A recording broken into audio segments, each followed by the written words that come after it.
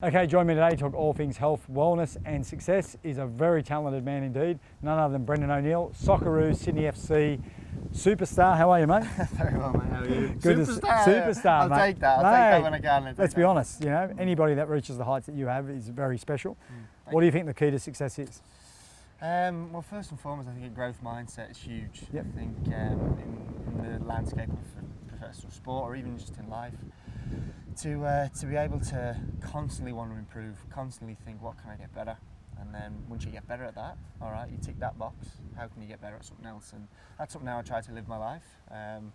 I think it's sometimes a little bit of a hindrance because you're never happy being happy. Yeah. But I think to always push on, get better and get better and better. It's just a typical mindset of someone that wants to reach the highest level.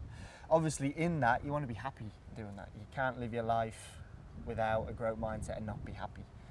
Because if you're doing something and you think, this isn't for me, then go do whatever you want to do. But if you want to be successful and you want to achieve what you can, when you can, and maybe in 25 now, I still got, touch wood, 10, 15 years left in the sport I love. I want to be able to achieve as much as I can, get me the best out of my body as best I can. And then once it's time to shut up shop and move on to the next chapter of my life, I'll do that. I love that. Great answer. So a growth mindset for the average person out there, let's say, for example, you want to lose weight or just get a bit healthier. Yeah. What would that involve? Well, setting little goals to start off with. If you're on the couch and you're not doing much, you're as simple as going for a half an hour walk. That could be a tick box. Yep. Then the next week, all right, let's bump it up a bit, 40-minute walk. And then from a 40-minute walk, maybe a 10-minute jog, 15-minute jog. And then all of a sudden, you're running 1K, you're running 2Ks, you're going to the gym, then you're losing weight. It can be as simple as just getting up off the couch and active. Once you get your activities right, then maybe focus on your diet. Yep. Look at your nutrition. And then from there, look at your sleep. How are you sleeping? You're getting your 8 hours in. And as you can tell by how I'm speaking, it just snowballs from there, from one to the other. And then that's how I kind of live my life as a professional sport. You find, you're always consistently finding new ways to get better. And it's no different with health and fitness. If you consistently trying to get better at something, all of a sudden you look yourself in the mirror and you don't just look good, you feel good. Yeah. And then that transforms into what everyone do in life. Absolutely brilliant. So a few takeaways for me there is also setting yourself small goals on a daily basis. Yeah. Not trying to eat the elephant in one bite. No, definitely not. Big time. Yeah. So just set little goals and make sure that they're achievable and they're sustainable. That's right. And don't shoot for the stars straight away. It, like I said, or it could be something as simple as today I'm having this amount of something, or today I'm not eating this. Little stuff like that can. It's very cliche, but it's the 1% things that people often don't see. You don't see on social media now people waking up, or people reading a book, or people doing this or that or that. It's more the glamorous life on social media, but unfortunately, to reach where you want to get, you add up all them 1% a day to 100% of what you want to achieve. Absolutely brilliant. So we talk about having a growth mindset and always trying to develop, but the problem with that is you're never going to be happy if you're always trying to get better. So how do you balance that? I'm very lucky to have a good support network around me. My wife is massive as well into having that growth mindset. We live our life by it, but we have people that ground us as well, which is huge. It's quite funny, after my first Socceroos cap, you'd think someone would go and celebrate. Obviously, you just represent your country at the highest level, and I rang my wife up straight away in Korea and was like, I need a few more of these now. And she was like, Brandon, you've just represented your country, you've done what you wanted to achieve.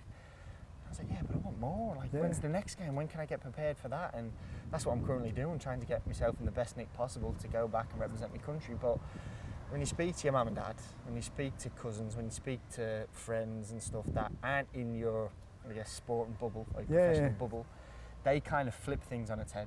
They chuck out that growth mindset and they kind of make you just realise what you've actually done. And it's almost as if it's the normality of life. For myself personally, I try to live a very productive life, obviously being happy but not happy. But then you speak to family and friends that aren't in the situation that you're in. And you're in a very lucky situation as a professional sportsman. And they talk about it as it's just this whole new world. So when you talk to them about it, it does bring you back down to earth and realise what you actually have done. And I'll forever be grateful for that support and be forever grateful to be able to do what I do. Well, I think you've hit the nail on the head there, having an attitude of gratitude. So being grateful big time. for what you've achieved. It's very important to celebrate your successes. Yeah, 100%. I think especially when it could be huge, like representing your country, or it could be I've spent a day and I didn't have a donut. As little as that is, you have to somehow celebrate it. Although you might have the personality like, right, I've done that, let's get on to the next thing. You have to celebrate them wins, and you celebrate them with people that are around you, loved ones, friends, family. Like, I think a massive thing for me is telling people what I want to do. Like, last season I was forever telling my wife, I want to do what other people aren't doing today, so tomorrow I can do what they can't.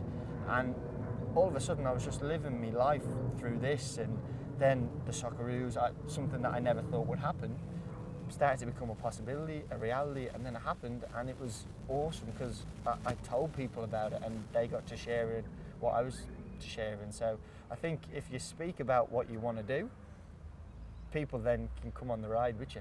And they hold you accountable. Oh, 100%, because trust me, if I didn't do what I was trying to do last year, my wife would let me know about it now. Yeah, well, if you say you're going to lose weight and all of a sudden you're eating a donut, and celebrating by not eating a donut, by eating a donut. Exactly. Imagine the donut cycle. So, obviously that holds you accountable. Yeah, So diet's a really important thing as an athlete. A lot of people will be watching this going, well, it's easy for you guys, but food is so important. I don't think people respect the role that food plays. Oh, I pretty much hold it up here. Performance is number one. Yep. But what makes you perform? What you put in your body. Yeah. I always go back to you wouldn't want to put unleaded petrol in a Ferrari. You want to put the best things in there, and it's no different being a sports professional. You need to fuel yourself properly in order to perform. And I think in the changing landscapes of things, food, I think, will be number one in terms of how you perform, because it's how you feel, it's how you act, it's the decision making, it's everything.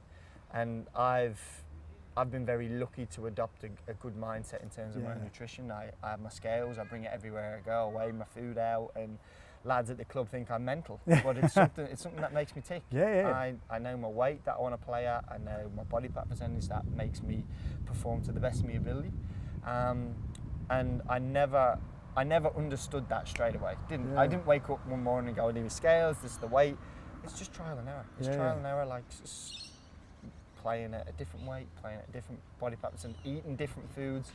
All of a sudden, within a year, I was able to actually narrow in, all right, this is what makes me tick. And nutrition was a massive part of that. And so for you, are there some big boxes that you always try to tick on a daily basis? Yeah, part of that growth mindset is I'm very lucky now to know what makes me tick. And what makes me tick is ticking boxes. I'm a tick box type of guy. I know that if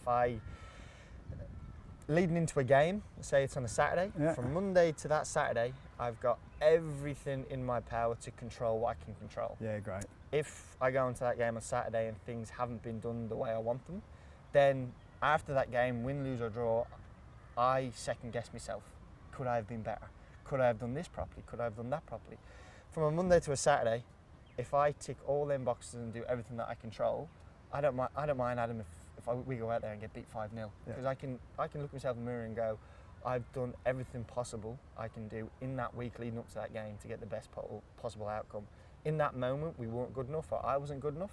Happy days. We learn something from it, and we move on to next week. But if I've left one stone unturned, that stone will come back to haunt me after the game if we do end up get the result we don't want. So yeah, I'm a very control what you can control, and learn from what you can learn from. No regrets. A very heavy burden, isn't it? Regret. It's something that eats away at you. Like you don't really sleep well after a game anyway because your endorphins are kicking up and everything, adrenaline's. But if you're lying there and you have one regret, and it could be as simple as I've eaten too much the night before. That could set me off for that game.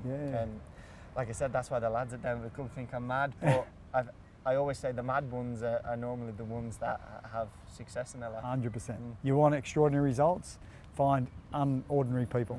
Exactly right. And you only have, as a sports person, if you're very lucky, 15 to 18 years to do it. So probably why less, not? Why not be all in? Be all in what you want to do, and when you're finished, then do whatever you want to do, you know, be all in. So nutritionally, what are the big things you try to get on a daily basis? So I need to, obviously, in a sport like football or AFL, Rugby League, carbs are your main fuel source. I think the carbs are, they get a bad name from time to time, unfairly, but I think people often look at sugars or look at burgers or these sorts of food, and they put that into a carb sphere. Yeah. I live off rice, I live off sweet potato, I live off low glycemic carbs that I know are going to fuel me for the next session. Yeah. And I know I'm a huge eater, so I like to do a little bit of intermittent fasting on a daily basis. I don't advise people to do that, but personally, going into a session, I feel light, I feel good. My morning coffee sets me up for the rest of the day. So you train on empty stomach first up? Yep. And then after the session, it's something personally that resonates with me. I have something to look forward to. I have 3 to 4 big meals instead of 5 to 6 little meals. So I know after session I can chow down on some good, healthy, natural food. I get to go home, I make me oat cake, me pancake, oats, bananas, a bit of egg whites, a little bit of nut veal on top. It's gorgeous, something I look forward to every single day. And that's a big thing for me in nutrition. If I can look forward to having set meals aside that not only going to make me feel good but taste good as well, it's another box tick. It's something not to worry about, because then you can go home, fuel yourself properly, enjoy what you eat. You can go to bed happy as Larry. You wake up in the morning, you do it all again. So I think carbs are massive. Obviously, apart from that, you need to get enough protein in. We recover. We need to have tissues, nerves, muscles. They need to be performing as best you can. And in and around training, I try to minimise fats as best I can. I know it's important for brain health and your cognitive function, but just in and around them training windows and games, just so I can absorb as much carbs, as much good proteins in as possible. Great. But on a daily basis, I try to get as many nutrients I can in to make me feel good and perform. Mate, you're nailing everything by the sounds of it. I'm trying. This is why people think I'm mad, because I love all this stuff. I delve into how I can be better, and it comes back to my personality. Just having that growth mindset of never being happy, but trying to be happy. But trying to be as best you can. And it's a very fine line between being obsessive and going loopy, as some of the lads say. But it's what makes me tick. Okay, resilience. Brendan, tell us about what built your resilience. Yeah, obviously having a different childhood to a lot of other people. I was diagnosed with Perthes disease. So what is that? It's when your hip pretty much stops growing. My left hip was the one affected. Normally your hip bone kind of sits as a normal mushroom shape, where mine was just deformed. So I was diagnosed when I was 9 or 8 and a half, just turned 9. Spent a year in a wheelchair in primary school. I was very lucky to have mates to look after me, take me to classes. Obviously it comes back to your supportive network. My mum and dad, thank God for PlayStation was invented then, so I got to play a bit on the screen. Obviously you look at your friends and they're running about doing the sport that you want to do, and you can't do that. So it even at a younger age then, I thought, right, well, I need to listen to people, I need to do what's right, I need to get myself right, and just thank God for my mum and dad, the doctors and the nurses that looked after me. A year and a half later, I was back in playing football. So it gave you real hunger and a real appreciation and an attitude of gratitude. When something's taken away from you, and you think, why? you question why that stuff happens to you. And now I just think, thank God, because it's created this monster, I guess, in me that is, like I said, never happy with being happy, and never take anything for granted. Big time. You're walking around and you're being able to go on a coastal walk the dog. It's something that we do as a human race take for granted, but when that's taken away from you, all you want to do is do that. So it's something that's definitely spurred me on to do as best I can as a professional athlete. So sleep, mate, obviously we now know it's probably, for me, the biggest pillar for people to be healthy. Big time. What's your tips around sleep, mate? I think putting your phone away. I think that's huge. Me and my wife have a good nightly routine of we have some good foods, we sit back then, we have a chat about the day, the telly then gets switched off, we go into bed, and then all of a sudden we're looking around, the blinds are closed, normally, and people think we're grandma and grandpa, we're in bed by 9 o'clock. Like, we actually look forward to heading in, knowing that, I think it's the feeling of knowing you're going to wake up refreshed. Yep. So when we're up at 6:30, 7 o'clock in the morning, if we don't go to bed by 9:30, 10, if we're not out by 9:30, 10 o'clock, we feel that the next day. And it plays a massive role in sport. If you're not having minimum 8 hours, how is your body recovered for that next day? If I feel it on 6-7 hours, and that's closest to the 8-hour cycle. So if people aren't getting, I know it's different in just normal day life. I think a minimum to 6 to 7 hours would be brilliant. Yep. If you could switch your phone off, put it in a drawer. If you could close the blinds, have a dark room. I sleep with the aircon on. If it's in winter, summer, spring, the aircon's on. Nice cool room, 22, 20 perfect. Degrees, it's perfect. Although my wife sometimes has to wear pajamas in there. Layers upon layers. But I think whatever works for you, do it. That works for me, and I'm happy. That's awesome. Stress is a big thing as an athlete. You're always being judged and measured. How do you deal with stress? Coming back to just being a normal lad. Yep. Before professional sport, before football, I was a son. I was a brother to my sister. Yep. I was a friend to my friend. I was a student to some of my teachers. Yep. When you remove yourself from that professional sport and bubble, you are just a normal lad. You have a coffee in the morning like an accountant. You walk the dog like a tradie. And when you remove yourself from that bubble, there's no stress, there's no nothing. You wake up, as long as you wake up and you're breathing, I think it's a great day to be alive. A great day to be alive. So stress obviously can affect you in more ways than one. But if you just realise that you're no different to the fella you pass on the road, or you're no different to your mum and dad, or your brother or sister, I think just coming back to you're normal. And normal people do get stressed out. So it's okay to feel like that. And when that happens, they speak about it, talk about it, normalise stress, because it is normal. But to remove yourself from the situation that you're in and you think, right, what makes me happy? What makes me tick? Leaning on them values, I think, is huge for people, because, like I said, you can get caught up, and it's not even just sporting bubble, you can get caught up in your work-life bubble, family situations, something's going wrong. You get caught in this bubble.